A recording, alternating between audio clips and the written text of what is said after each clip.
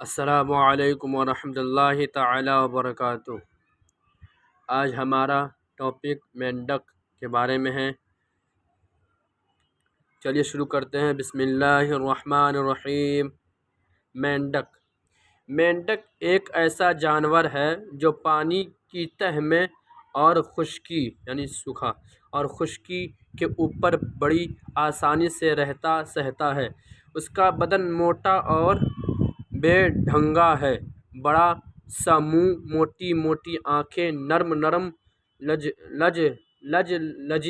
لجلجی کھال، بہت چپچپا اور ٹھنڈا، اسی واسطے نہ تو دیکھنے میں خوبصورت لگتا ہے، نہ ہاتھ لگانے کے قابل ہوتا ہے، مگر پھر بھی اس میں کئی باتیں عجیب و غریب ہے۔ اول تو یہ کہ جس طرح زمین پر ادھر ادھر پھدکتا اور چھلانگیں مارتا ہے، اسی طرح آسانی کے ساتھ پانی میں تیرتا پھرتا ہے۔ دوسری بات یہ ہے کہ جب وہ پانی میں غوطہ مارتا ہے تو ہماری تمہاری طرح 2-4 منٹ میں اس کا دم نہیں گھٹتا، بلکہ وہ گھنٹوں اندر ہی اندر مزے سے بیٹھا رہتا ہے۔ یہ تیرتا پھرتا ہے۔ تیسری بات یہ ہے کہ پانی نہ رہے یا بہت سردی ہو تو کبھی تالاب کے نیچے کی مٹی میں، کبھی نالوں اور نہروں کے کنارے سوراخوں میں۔ یہ مینڈک اس طرح رہتے ہیں جیسے کوئی پوڑا سو رہا ہے، اور ایسی حالت میں مہینوں گزارا کرتے ہیں۔ جب برسات کا موسم آتا ہے تو گویا اس خواب و غفلت سے بیدار ہوتے یعنی نیند سے بیدار ہوتے ہیں اور ٹرا کر سارا جنگل سر پر اٹھا لیتے ہیں۔ چوتھی بات یہ ہے کہ مینڈک ایسا پھرتیلا اور چالاک ہے کہ اپنے سے 20 گنی اونچائی اچھل جاتا ہے اور 50 گنی لمبائی چھلانگ سکتا ہے۔ بچوں، سب سے عجیب بات یہ ہے کہ وہ شروع میں مینڈک کی صورت میں پیدا نہیں ہوتا، بلکہ مچھلی کی صورت میں انڈے سے نکلتا ہے۔ تم نے تالابوں، پوکھروں اور کھیتوں کی کیاریوں میں بارہا دیکھا ہوگا کہ تمہارے آتے ہی سیاہ رنگ کی چھوٹی چھوٹی مچھلیاں جھلک دکھا کر گہرے پانی کی طرف چلی جاتی ہیں۔ وہ اصل میں مینڈکوں کے بچے ہوتے ہیں۔ تھوڑے دنوں کے بعد ان کا دھڑ موٹا ہونے لگتا ہے، پھر آہستہ آہستہ مچھلی ٹانگیں اور ہاتھ نظر آنے لگتے ہیں۔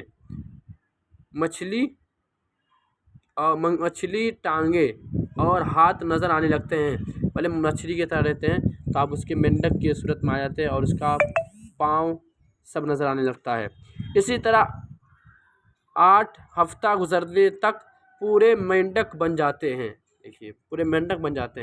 مینڈک کیڑے مکوڑے سے اور مچھروں کا شکار کر کے کھاتے ہیں، اس لیے ان کا گھر میں ہونا بہت مفید ہے، مگر خرابی یہ ہے کہ خود وہ سانپوں کی مزیدار خوراک ہے۔ سانپ ان کی تلاش میں رہتے ہیں، لہٰذا جب گھروں میں مینڈک بہت ہوں تو بڑا خیال رکھنا چاہیے کہ کہیں سانپ ادھر ادھر نہ ہوں۔ بہت سے چلبلے اور شرارتی لڑکے ہوتے ہیں، اس کو شریر کہتے ہیں۔ شریر لڑکے مینڈکوں سے کھیلتے ہوئے ان کو مارتے اور ستاتے ہیں۔ کوئی اپنا نشانہ صحیح کرنے کے لیے ان کو سر پر ڈھیلا یا اینٹ کا ٹکڑا مارتا ہے۔ اگر مینڈک پھرتی سے پھرتی سے یعنی میں غوطہ پانی میں، نقطہ چھوڑ دیا گیا یہاں، پانی میں غوطہ نہ لگا دے تو چوٹ کھا کر مر جائے۔ بعض لڑکے زمین پر چلتے ہوئے مینڈک کو چھری سے مار مار کر اپنا جی بہلاتے ہیں اور بعض پیڑوں سے ٹھوکر مارتے ہیں، پیڑوں جو ہوتا ہے نا پاؤں، اس سے ٹھوکر مارتے ہیں۔ بچوں سنو اور دھیان سے سنو، بے قصور مینڈکوں کو ستانا یا زخمی کرنا یا جان سے مارنا بے رحمی کا کام اور شرعاً گناہ ہے۔ اس قسم کے لڑکے بڑے چھچھوڑے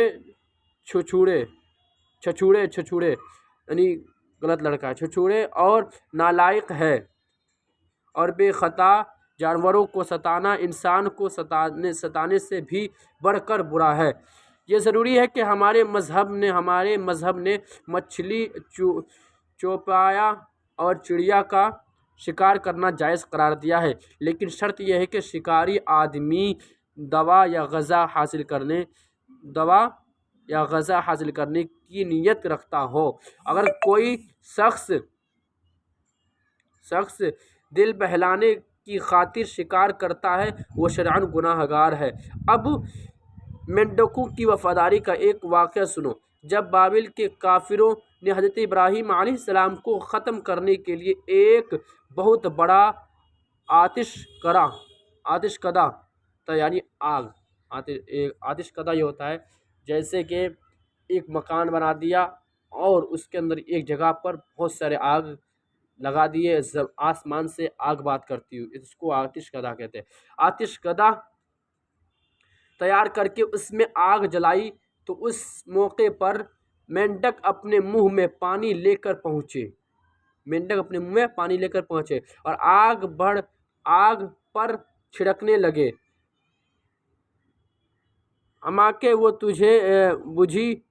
تاکہ وہ بجھ جائے۔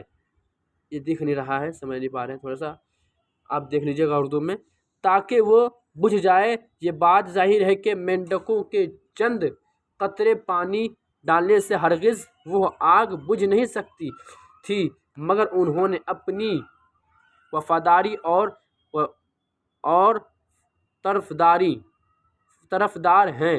اس لیے حضور اقدس صلی اللہ تعالیٰ علیہ وسلم کے صحابی حضرت انس رضی اللہ تعالیٰ عنہ نے فرمایا ہے کہ مینڈکوں کی جان نہ مارو، کیونکہ وہ حضرت ابراہیم علیہ السلام، یہاں ابراہیم لکھا ہے مگر یہاں علیہ السلام کہنا بہتر ہو جائے گا، حضرت ابراہیم علیہ السلام کی آگ پر پانی چھڑکتے تھے۔ اب لگے ہاتھوں گرگٹ کا بھی حال سن لو، یعنی ہاتھ لگ جاتے ہیں، گرگٹ کہیں پڑے ہوتے ہیں، کھڑے بیٹھے رہتے ہیں، اس کے بارے میں کیا حکم ہے۔ اب لگے ہاتھوں گرگٹ کا بھی حال سنو، وہ حضرت ابراہیم علیہ السلام کی آگ بھڑکنے کے لیے پھونک مارتا تھا، یعنی آگ اور آگے بڑھے، یعنی آسمان سے اور باتیں کرے، پھونک مارتا تھا۔ یہ بالکل کھلی بات ہے کہ گرگٹ کی پھونک سے وہ آگ نہیں بھڑک سکتی تھی، گرگٹ کی پھونک سے آگ نہیں بھڑک سکتی تھی، مگر اس نے دکھائی کہ میں آگ بھڑکا رہا ہوں، نہیں سکتی تھی، مگر اس نے اپنے عمل سے ظاہر کر دیا کہ گرگٹ ایک پیغمبر کا دشمن ہے۔ یہی وجہ ہے کہ حضور علیہ